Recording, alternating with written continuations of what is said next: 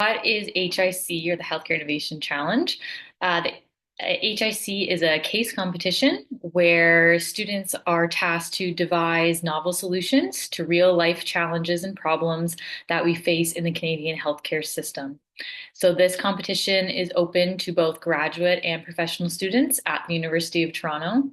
And this program was established by Kayvon and myself in 2022 when we were students in the Institute of Medical Science. And we wanted to create a new learning opportunity for students to participate in that brought a different problem solving and creativity outside of their designated research area. As we know, our research can get very specific, and this was a chance to go through some problem solving and creative learning and teamwork and come up with some solutions related to the Canadian healthcare system. Each year we come up with a theme and we like to incorporate artificial intelligence into this as well. So this year's theme is going to be primary care and artificial intelligence. Thanks, Kayvon. So how does the competition work? Students will sign up in teams of about 2 to 5 people. Teams are going to receive a challenge question where they must develop their solution and involve a component of AI. And each team will receive the same question. The format of the competition is in 2 rounds. The first round is the written round, where all teams that register are tasked with writing a one-page proposal to outline their solution. And they also provide a 5-slide pitch deck that they will use if they are moving on to round 2. So after round 1, all the teams will submit their proposals. We will have judges score all of the proposals, and the top 5 teams are then invited to round 2, the live pitch day, where they will give a live presentation and a Q&A with a panel of expert judges on their solution. Now, everyone who does participate in round 1 is encouraged and invited to participate as an audience member in round 2. And the top 3 teams that are presenting are going to win prize money and other things that we're going to get into on another slide. So it's really a 2-phase competition, but we encourage everyone to continue on from round 1, even if they are not selected at the top 5 teams.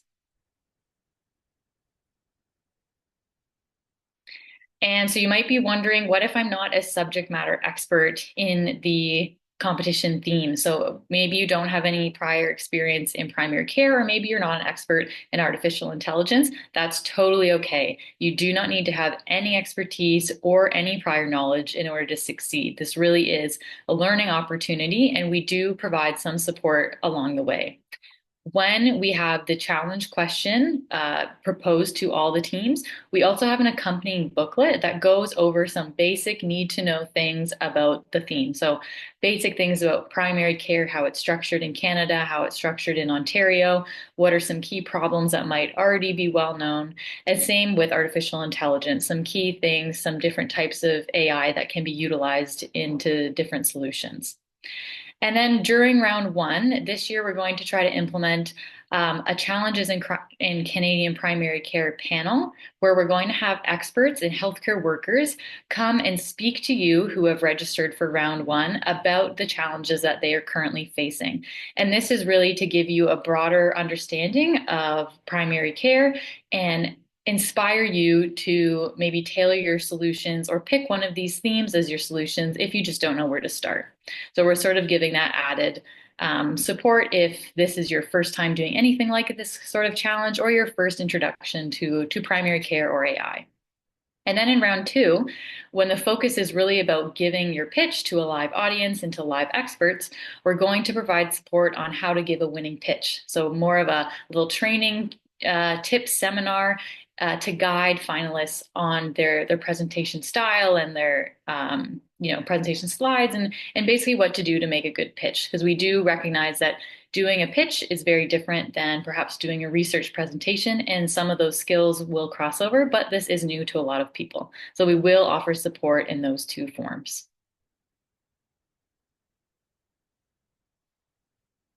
Okay, and what's in it for you? So The top three teams that do make it to round two, again, will win cash prizes, but they'll also receive financial support for any educational training or professional development that will be related to bringing their novel solution or idea to life.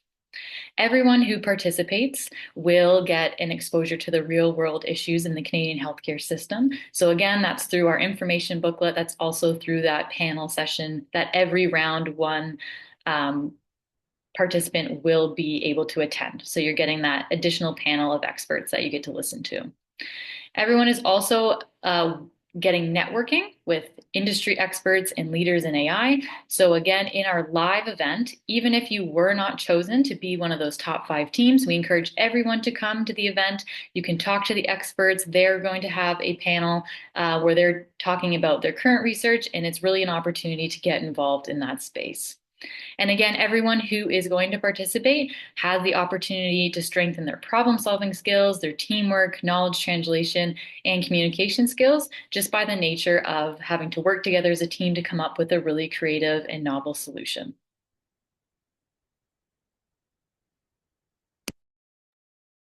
So you might be wondering, how do I even go about registering? Well, registration will open November 15th, and you can sign up using a Microsoft form that will be available publicly on that day. More on where to find that form to follow. Uh, as for registering, there's really two primary options you have when it comes to participating. The first option is that you can register with a pre-formed team. So your team can have a minimum of two members and a maximum of five. At least one of those members needs to be from the Institute of Medical Science. If you're a team, for example, where all the members are not from the Institute of Medical Science, say, for example, you're all students from PRP or from another graduate student department at the University of Toronto, in that case, you'll need to allocate at least one spot to be empty in order for the HIC team to allocate a student from the IMS to your team. The second option is that you can register as what we call a free agent. It's sort of like a fancy word for registering as an individual. In that case, you'll essentially be assigned to a team by the Healthcare Innovation Challenge organizers. Your team might actually be a pre-formed team that's accepting new members, or it could be a team of all free agents who have all signed up individually and they've sort of been picked together to form their own team. So depending on how you want to register, your form will kind of be assembled differently. It's really up to you to decide how you want to go about signing up. We offer that flexibility to sort of promote the creative aspect, but to also allow you to network, to meet new people, and to sort of have a plethora of creative thinking. We really want to encourage interdisciplinary collaboration, and that's really one of the pillars of the Healthcare Innovation Challenge. And if it wasn't already clear, a point worth noting is that all registrants need to be from the University of Toronto, specifically students who are currently enrolled in a graduate degree, so either a master's or a PhD, or if they're enrolled in a professional degree. So, for example, an MD, a JD, perhaps. We're quite open as long as you are a registered student at the University of Toronto in either a graduate degree or a professional degree.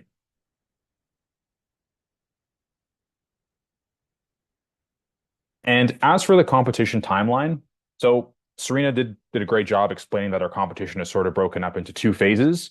Just to give you a clearer idea of what that looks like longitudinally, the registration period will open on November 15th. That's when you can formally start to sign up, either as an individual or with your team. And it'll go until December 23rd. So you really have until the end of the year, the calendar year, to sign up for the competition. As soon as the winter break concludes in the new year, on January 6th will be the start of round one. And that's about a 2 week period. So you have approximately 14 days with your team to come up with your proposal, your idea to the challenge prompt that we will provide you on January 6th. And it's up to you to prepare your one-page written proposal to eventually submit on January 20th. There will be a 5-day adjudication period, and on January 25th, that's when we'll announce the start of round two. So the top five teams will be notified by email that they've successfully made it over to the next round of the competition. And they'll have until February 10th to get their PowerPoint slides ready, to get their presentation ready, to draft out a script, a proposal for the live pitch day. And on February 13th, that's when the lights, camera, and action go, and you'll be on stage ready to give your presentation to a panel of judges and to a live audience. So it's a pretty long period of time, to sort of think and get your ideas going and to think about whether you want to sign up, as an individual or with a team. But really, once the competition starts, it's go, go, go, and it's a fun opportunity to really get the creative juices flowing. As for the live event itself, it'll take place, as mentioned, on February 13th at the Li Ka-shing Auditorium, and it'll start at 5 p.m. and go until 9 p.m. The event itself is actually broken up into two parts. So there's a Raw Talk podcast live event panel where the leaders in the primary care field and in the artificial intelligence sector will come together to have a meaningful discussion about some of the pressing issues. It's sort of intended to be a warm up or like an opening conversation to get the audience warmed up and to get everyone thinking in the right headspace for the eventual presentations that will take place later that evening. And phase two of that evening, as we mentioned, will be the live pitches and an award ceremony where the top 5 teams will give their live presentation and respond to a Q&A from a panel of expert judges. So it's definitely a very fun, jam-packed evening, and we look forward to hopefully seeing all of you there, either as competitors or as audience members. And so with that, we'll turn it over to this year's faculty judge and the 2024 head judge, Dr. Pascal Tyrell, to share some comments. Dr. Tyrell? Thanks, Kayvon. I'll keep it pretty easy. I mean, it's a typical pitch session. So if anyone has attended or has participated already in a pitch competition, it is run exactly the same way.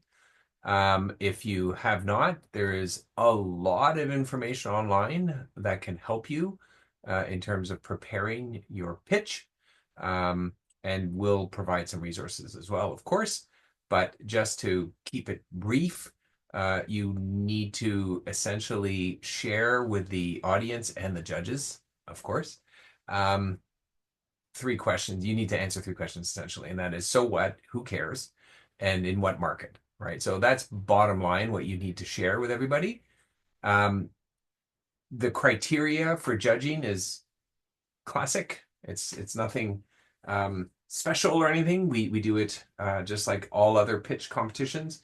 So you'll have your problem identification. So make sure you identify the problem you're addressing. Your solution and value proposition. So that's a term that you're going to definitely want to Google, which is value proposition, because it's very important for startups. Your market potential. So where your market exists, how big your market is going to be important. Of course, who you're reaching. Your business model. So even though this is ideation, so you're not coming to us, or I don't think you're going to be coming to us in this competition with a already in progress startup where you're actually pitching a solution that you've created. Generally, and to date anyway, all participants have been at the ideation phase, so meaning that they're proposing an idea. Having said that, you still need to propose your business model because it is a startup. And so you want to be able to, clearly identify your revenue generation. So that's an important piece. And it doesn't matter if you're going to be for-profit or non-for-profit. You can certainly propose to be non-for-profit. That's great. However, you still need revenue because your startup needs to continue forward, right? So there's got to be some way of generating revenue. Finally, who's your team? So that's what you're deciding now, right? Who's going to be on your team? Who is responsible for what? How do you participate to the startup is an important criteria for success. So you may think, oh, that's not really important. The most important thing is the idea. No, you could actually have a wonderful idea and solution. However, you don't have the team that's capable of seeing it through to success. And so judges, or most often investors, will assess the startup based on that. Finally, of course, no surprise, it's going to be your delivery. I'm going to say generally that's a smaller percentage of the judges' scorecard, but it is also important. If you do a good job delivering your pitch, and it's not only entertaining but informative, then of course you'll score more points. There you go. That's essentially what you can look forward to during the judging session. Nothing to be worried about. It is always fun. And as I said, there will be no surprises. We're going to keep it very standard for any typical startup pitch competition and judging. There you go. You heard it there first, folks. Thanks so much, Dr. Tyrell. Appreciate that. We will hand it off now to the 2022, a member of the 2022 winning team, Ferry Feruzin. Ferry, you can go ahead and unmute yourself and impart any advice that you think the winning teams or the teams need to hear in order to be successful in this year's competition. Sure, thank you. Hi everyone, my name is Shalia. You can call me Ferry. I'm a PhD candidate with IMS. Hopefully it's gonna be my last year. So for the first round of healthcare challenge, I participated with I signed up with 3 of my friends in IMS, and then we were also paired with another IMS great IMS student through the organizing team, sorry, which they reached out to us and they were like, oh, is it okay if we give you a free agent? And they were like, for sure, yeah, we know this person and he's great. So first of all, your team is very important. Make sure that, as Dr. Terrell mentioned, have people on your team that you think you can work very well with, and that they wouldn't slack on the because you have a very short time, so you need to make sure that everyone is on track of all the components of your pitch and also your proposal. So make sure that the first thing that you need is a good team that you can work with, and people who you can communicate with, which is very important. And then yeah, we started we followed all the steps that was mentioned in the package that was given to us at that point, which was really helpful. So you're also going to receive these resources from the team. What we all did was following the suggestions and all. We paid very careful attention to what is written there and what is what they have asked us regarding the question and what they're expecting us to deliver, which I believe was one of the most important players to our success. And yeah, that was what we followed, and we came up with this cool idea of Rainbow Plus. So for that year, the theme was looking for a healthcare challenge for the refugees, and finding a solution, AI-based solution, and that's the idea that we came up with, which was a chatbot at that point. And after we did our pitch and we were very, it was a very joyful experience, and it was amazing. The whole experience, not just the winning. Yeah, the winning was a huge part of it, but the whole experience was very fulfilling because it was so novel for us. It was the first time that we were doing such a thing, and it was very different from what we're used to do on our everyday lives. And yeah, that was I would just say that was a very unique experience. What I can say here, what I want to add here, is that after we won the challenge, we were also we were given this opportunity to go through some learning curves about how we can make our idea alive. And we were offered a mentorship by Dr. Thayer, which was amazing. So you will also get that opportunity. So yeah, I would be happy to like answer any question if anyone has anything for me later in the Q&A. And that was me. Yeah. Thank you so much. Appreciate that. And I can personally attest, phenomenal team, phenomenal idea, and it was a great pitch all around. So with that, thank you very much, Ferry. We will open the floor to any questions that audience members might have. Again, you can address your question to any one of us, and you can also feel free to type out your question if you don't feel comfortable necessarily turning your camera on or talking. The chat function is also a great place if you have any small questions or concerns you want to share. So the floor is open.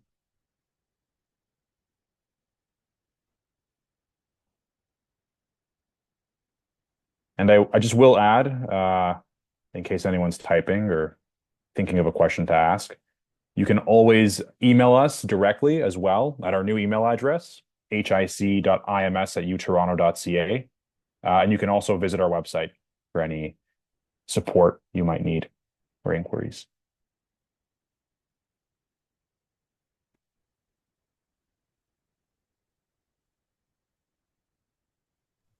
I think it was pretty amazingly clear, Kayvon. So That's a good sign. I'm not surprised there are no questions.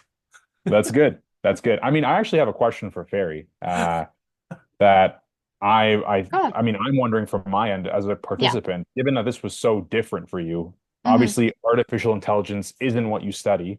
Yeah. I mean, how did you find the experience of diving into this as someone who really had no knowledge, no prior knowledge or formal education in artificial intelligence? Just if you could speak to that, perhaps. Yeah, sure.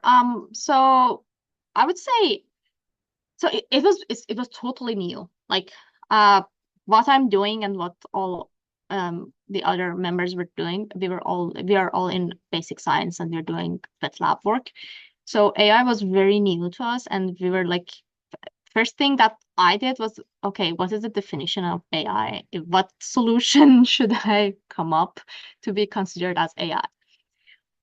But as graduate students, I would say we're all eager to learn like new stuff, and just going and researching about what can I do, what ideas can be considered here, what I'm like when I'm hearing refugees, what I'm passionate about, and then talking to the other team members, like, okay, when we were in the brainstorming phase of what challenge we want to focus, that was very, I would say, very enlightening for us, because we were like learning so many new things that we never knew that exists. And even when we were preparing our pitch, we were like, okay, we have never prepared a financial like how we're going to spend this money and how this is going to happen. So every component was a learning curve, which was also very, like, at least for me, it was very interesting because it added to my experience as well. And also, as I mentioned, the resources that were given to us in the package that we received, they were really helpful. Good to hear. Yeah, I think that's going to be a very valuable resource for many people, is the participant package that we distribute at the start of round one, which really is sort of like a literature review almost of everything you kind of need to know about primary care in Canada, artificial intelligence as well. Yeah, So that was, good I would say that useful. was really complete. Like, I would say we mostly followed what was in the package, and like the steps that were given and the expectations and everything that was mentioned in that package. That package was amazing. Perfect. Great. Thank you so much for sharing. I see we have a hand raised from M&G. Feel free to unmute yourself and ask your question. Sorry, I don't know why my initials are there, but I just have a question regarding the round two for the presentations. If you have a team of, let's say, 5 people, are all 5 participants required to present on the round 2 day, or how does that work? Serena, did you want to take that one?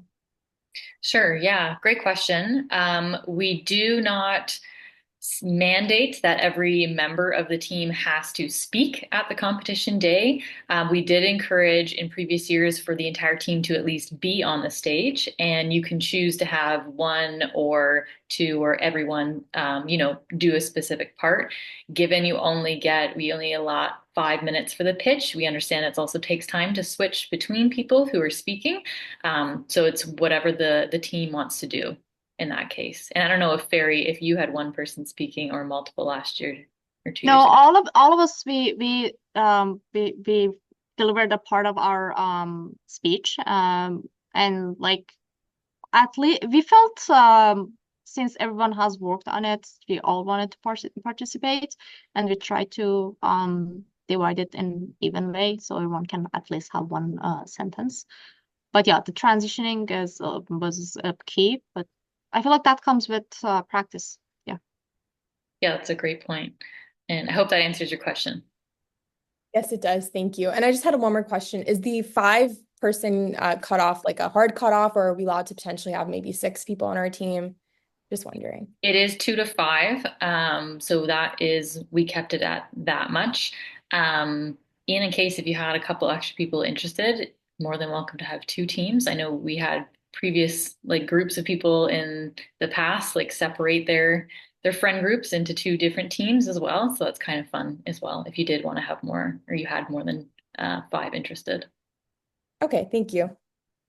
No problem. Thanks for your question.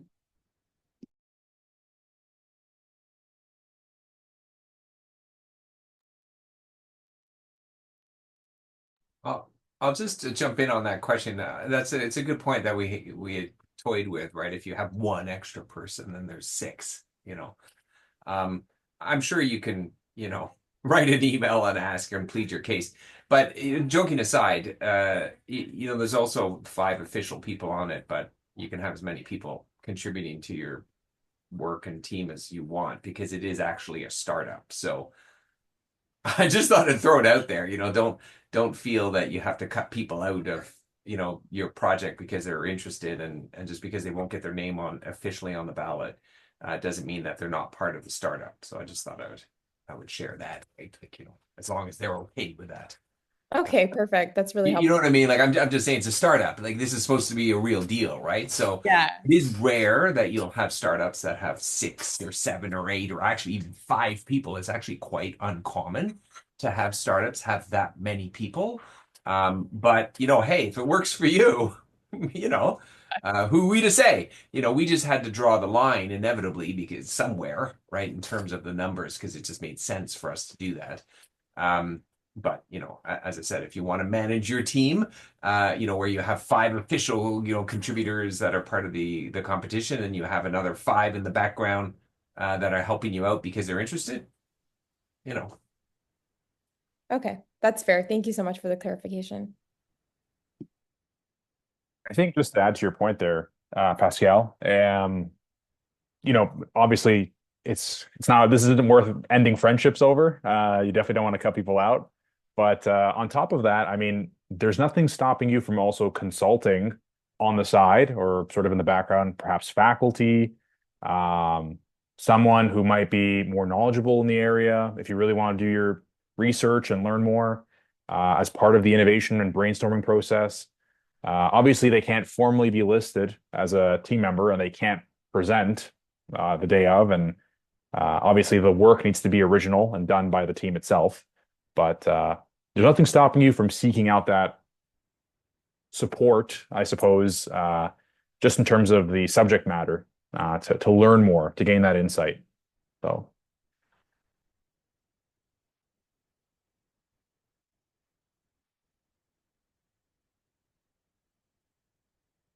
If anyone has any more questions, again, you can drop them in the chat or raise your hand or just speak up. I'm just thinking, Dr. Tyrell, in previous year competitions, what would you say was the most the biggest learning curve for some of the teams coming into this competition? Obviously, most of them aren't familiar or professionally trained in artificial intelligence, but what would you say was something that most teams struggled with, particularly in the early phase of the competition? That's easy. I was gonna say, I wanted to think about that a little bit. No, that's pretty easy. So, the first thing that everybody thinks about is the idea, right? What am I going to do? What's the problem I'm solving, which is provided, right, by the competition. But you're going to hone in on something in particular, right? What's the problem? What's my solution? What's the cool solution that I'm going to put together, and propose? And so that's what everyone works on, starts, spends most of their time, I would say. Um, but the piece that was generally missing was the startup. So, meaning, how do you get your wonderful idea and develop it and put it out in the market, right? So, there was a lot of thought going into the science, going into the innovation, but less thought going into how they're actually going to, let's say, manufacture or um, produce what's called an MVP, right? Minimal viable product, and then put it out in the market. Who's going to do that, right? So who on the team is going to be part of, marketing, right? How are we going to market this product? How big is our market? Is it truly viable, right? Like, are we addressing millions of people, or are we addressing hundreds of people that would be interested in our product?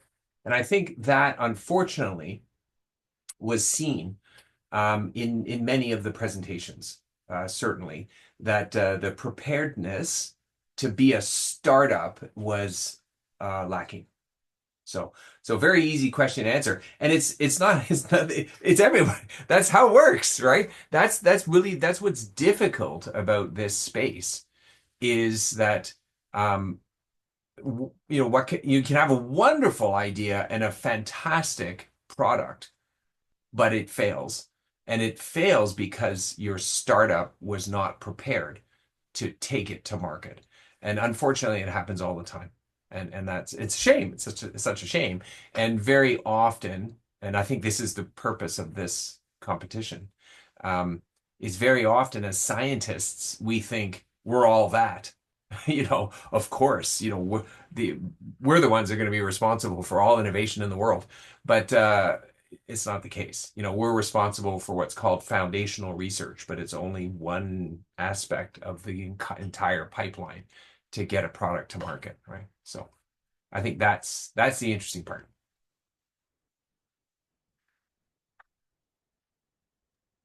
Thanks for that, Dr. Tevin. Yeah, I think even just seeing that in some of the presentations, the pitches as well, I think that was certainly the Achilles heel for some of the teams, was sort of tapping into that aspect of being a startup or selling themselves as a startup.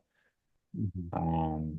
Can I add on that as well? I think, yeah, I think we saw that a lot. And I think that's the difference between winning the competition and either moving on or being successful in the round two. A lot, while we don't expect, I want to reiterate, we don't expect people to have made or built any of the solutions. The Mhm. people who really thought through how they would go about doing it instead of just the idea. And that's what separates the people. And that's also a lot of the fun part of creating the solutions is really you can have a wonderful idea, but it may not actually be able to turn into a solution in real life. So it's going through the fun, the creative, problem solving, think of these really cool things, but then make sure you actually could do it. And that's what's fun is trying to build something or come up with something that could actually work. And that gets you really excited. And that's what we wanted to try to foster is how you could train and get experience thinking things through to the point where it could actually, go to fruition. It could become something that you could implement yourself. And so I want to make that clear that that's more of the fun part as well as getting it to the point where you could actually do it if you wanted to.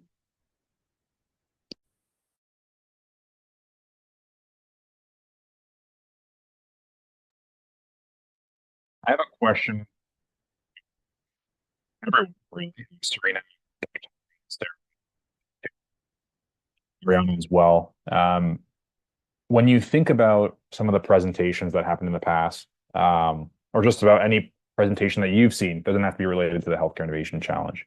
What do you think is a main sticking point when you deliver a pitch? Obviously, it's very different than delivering an academic talk or a lecture. Is there anything in particular about a pitch that really sells it in comparison to any other type of presentation?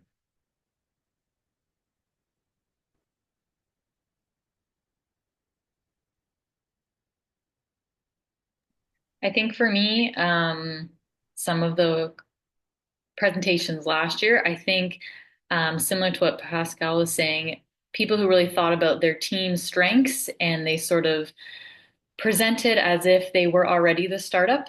You know, I am head of marketing or I am head of development, and they had logos and they had like really professional, clean looking presentations, even though again, this isn't necessarily happening. You're making it as if it is happening. So you're putting in all the effort to really make this legitimate and showcase where everyone's strengths on your team lies. To me, that was quite a difference in the folks who were top three versus the rest of the competitors.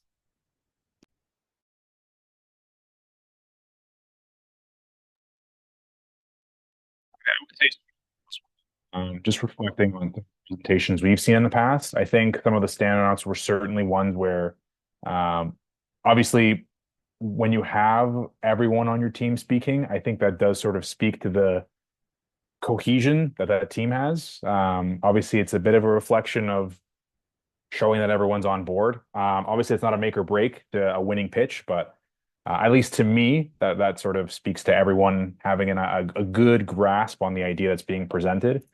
One thing that I think we haven't seen in the past, but I'd be very curious to see maybe this year or in future years is the use of props or like perhaps a prototype. Obviously, it's a bit of a stretch to create something and to bring it in, but I think that'd be really cool to see at some point or to get creative with your pitches. Obviously, academic pitches, you don't really have academic lectures, you don't really have that much of a luxury to include props or anything like that. But I think it'd be really interesting to see at some point down the line.